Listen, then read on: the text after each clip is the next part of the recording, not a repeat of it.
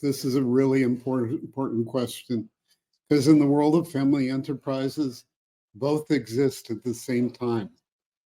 And external legitimacy, if we go back and we think about the origin of how legitimacy got sanctioned, and we go back to tribal times, there wasn't much of a concept of the individual.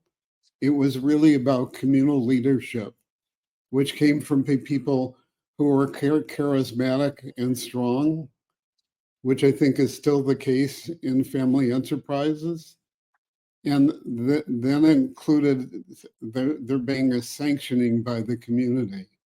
As time went on, it turned into the divine right of kings, that authority that comes from God or gods, whatever the perspective was, that is handed through human beings to us down to execute on. And there was a tremendous amount of power on it.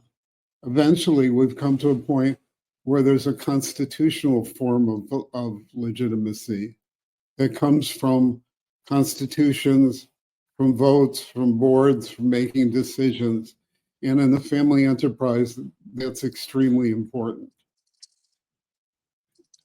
To understand it really completely, we have to understand that the development of internal legitimacy is comparatively relatively new.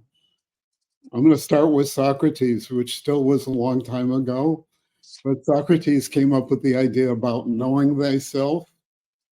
And in some ways, knowing thyself implies a quest, the effort to figure out who you are and how you're going to take agency over your world.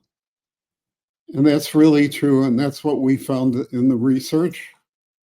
We found that there was a path, a struggle to, in spite of the power that comes from that communal authority and from that charismatic figure, the giants, as we refer to them, there's the personal need to discover and take a path to figuring out who you are and to know thyself and what you want to do with the world.